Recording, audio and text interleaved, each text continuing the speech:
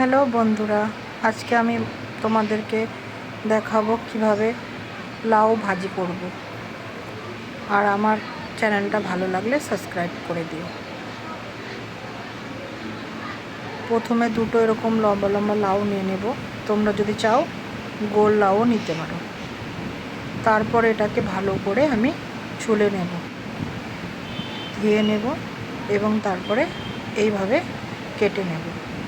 কাটার পরে আমি এটা দিয়ে গ্রেট করে নেব। তোমরা চাইলে কেটেও নিতে পারো। এইভাবে আমি গ্রেট করে নেব।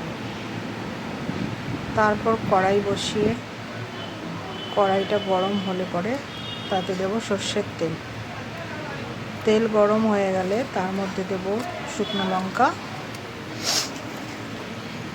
আর সাদা জিরে। তারপর দিয়ে দেব পেঁয়াজ কুচি।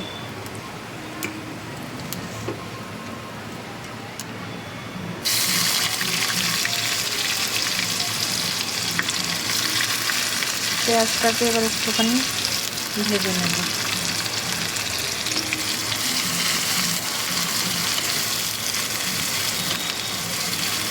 পেঁয়াজটা একটু ভাজা ভাজা হয়ে গেলে এর মধ্যে দেব চেরা কাঁচা লঙ্কা। তারপর একটুখানি মিডিয়াম হিটে ভেজে নেব। পেঁয়াজগুলো একটুখানি ভাজা ভাজা হয়ে গেলে তার মধ্যে দেব টমেটো। এবার টমেটোটা দিয়ে 2-3 মিনিট ভেজে নেব।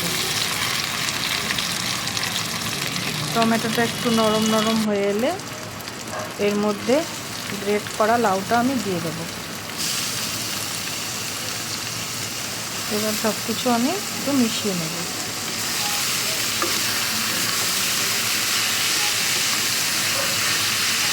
ভালো করে মিশিয়ে নেব।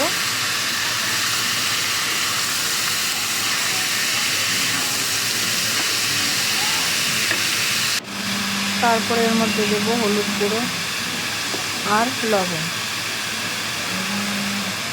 লবণ দিয়ে এবার ভালো করে মিশিয়ে নেব। এর মধ্যে আর কোনো মশলা দেব না, কারণ লাউ ভাজা সিম্পলি মশলাতেই কম মশলাতেই ভালো লাগে।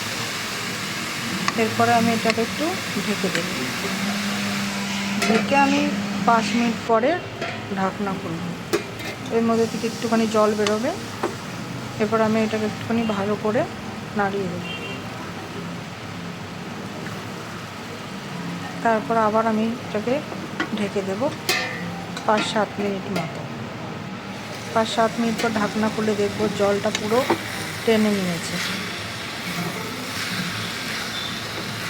এরপর একটুখানি ভালো করে নাড়িয়ে দেব। তারপরে ভালো করে একটুখানি ভেজে নেব। ভেজে নিলেই হয়ে যাবে আমাদের লাউ ভাজি।